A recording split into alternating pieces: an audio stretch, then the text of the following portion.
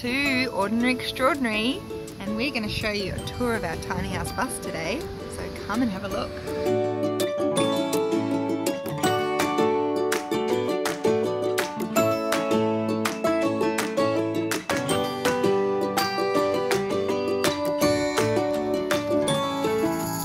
We started this project over 2.5 years ago, and we did it because we wanted an adventure of a lifetime with our 2 small kids. In the beginning we had a good friend of ours do a lot of the grunt work, but it was the last 40% or 50% we actually had to finish ourselves with some great friends helping us, and it was massive. There's a steep learning curve, so yeah, and a few mistakes along the way. Welcome to the bus, let's start the tour. So first thing we've got is our shoe rack, which is a really nifty little cupboard, hidden away cupboard. So it has all our messy shoes, and it also has a nice little basket where we can put our phones and our wallets and our little knickknacks. And it's hidden by a nice little curtain. Then we've got our driver's seat, which I have nothing to do with. Tim? So we've left the driver's seat mostly how it came. A lot of buttons. It's a Japanese Hino blue ribbon. Some of the knobs and buttons are still got Japanese writing, so I'm not sure what they do. So the kids love to sit here as well, and that's lots of fun for them, but can be a bit of a problem because they press these switches and I don't know what half of them do. So sometimes I'll be driving along and realise that my indicators aren't working. That's because they've isolated the battery that's for the lights. Welcome to our living area. As you can see, it is pretty spacious, and this is something that we intentionally designed. We originally, when we were looking for bus vehicles, we were looking for one actually ready-made, and everything that we saw online had not much floor space. Everything was quite built out, and because we have 2 small children, we thought that was really impractical. And so we intentionally did this design, and we made this couch the size of a normal bed so that it can be used in a really high quality foam, and then this side can be used as a bed for a small child. Now if we'll come into the lounge section, we have a lovely little bookcase where we can hide some books and a nice little lamp for night times, and underneath here we also have some power and more storage. So underneath these is huge amounts of storage, as I can show you.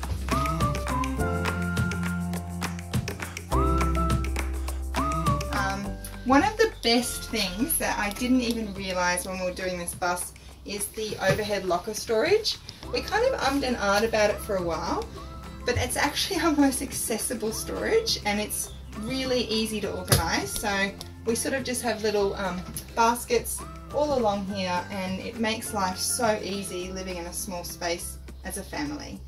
So when we originally built the bus, we had an idea of having a pop-up table, a table that went up with little legs and then went down, and Tim actually built one. But after we had done some of the finishings, we just realised how much we loved having open, flexible space, and instead we decided not to install the table, but we actually bought an adjustable table that goes up and down.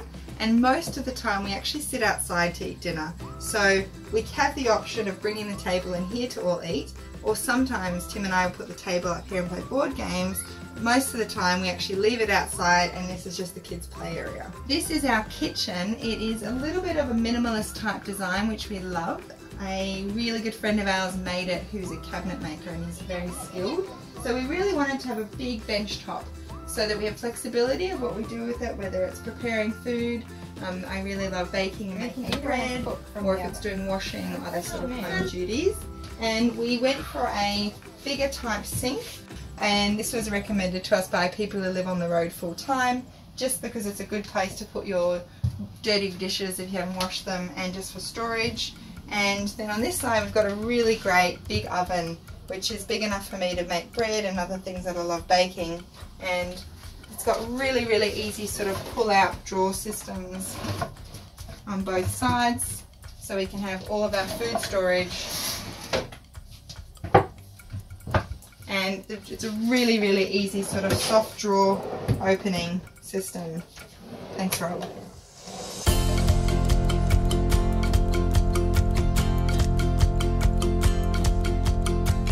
when we travel, our kitchen's actually really easy to pack down because we just put these clips on, make sure all the overhead lockers are closed, everything's screwed on up here, and we just close this and put our kettle somewhere else. So the kitchen's really easy. So I actually got some friends to help me do the cushions, and I wasn't sure if we'd be able to do it, but these friends are awesome and the tutorial was really easy. So we made these with some really nice quality foam and just got some of this material, and it gave me some confidence because originally I was going to get the curtains outsourced, but after we did the cushions we thought, why not try do the curtains? So we decided to go with a Swedish blind type model and using washed old blankets to make these curtains, and we're actually really happy about them because it was a lot of work because there was I think 11 curtains to make, and my mum really helped with some friends, and even installing them was a bit of a mission, but they just work so easily, and yeah, every morning and night we just have no problems putting the curtains up and down, and I know in winter we're just going to really appreciate them.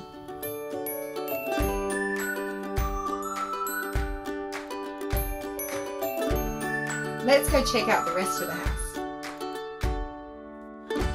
Having small children, it was really important for us to have different rooms in our bus, and so this is our boys' room. And as you can see, it's quite a cozy little space of 2 bunks.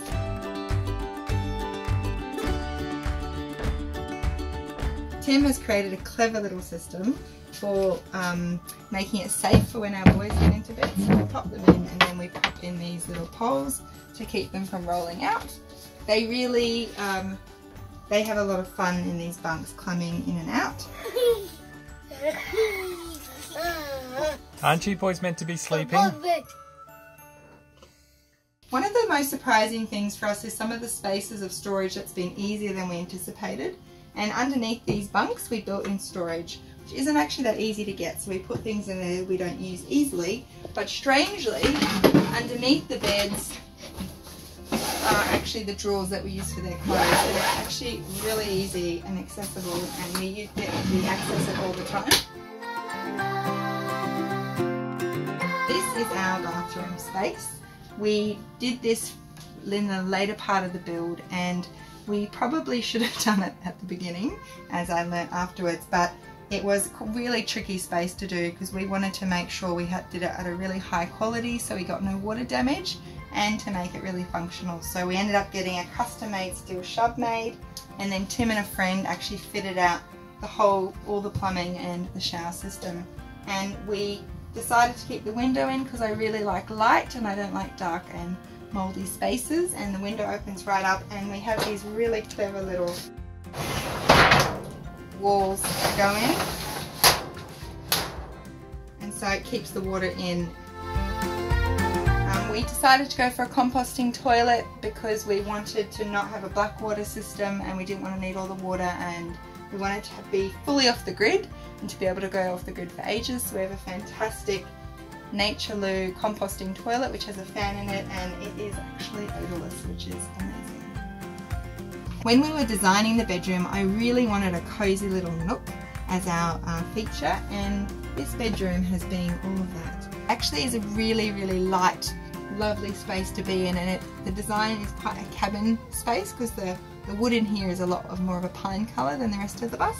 And again, we've used old upcycled woolen blankets, and I'm just really happy with the space. It's really warm, it's really comfortable, and it actually operates as 2 other spaces which we can show you. We've also got some storage up here which we haven't really needed to utilise fully because we haven't filled it up yet, but it's nice if I've got some extra books. This also operates as our music room because we have a guitar and a piano, and it's so nice when we park up somewhere with a beautiful view, or as we have a beautiful view here, to be able to do that as a family. And now I'm going to take you to our most secret room of our house, is the secret office. So when we were designing this, we knew that one of us would probably be working part-time, and this space has 2 doors blocking it from the main living area, so it can be quite quiet if the kids are in the house, and it has been great. So right now we're actually on our road trip.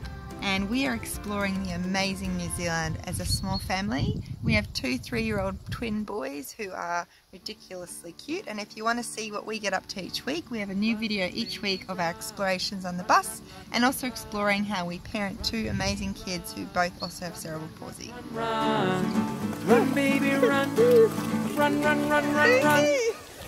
Run baby Racing down the hill. run, run, run, run, run. Ready to jump? I'm gonna jump first.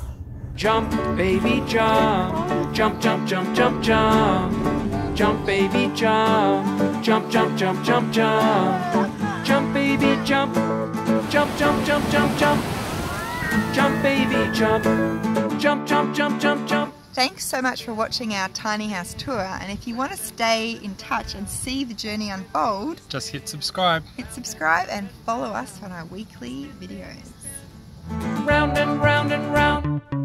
Spin, baby, spin. Round and round and round. Sing, baby, sing. La la la la la. Sing, baby, sing. La la la la la. Sing, baby, sing. La la la la la.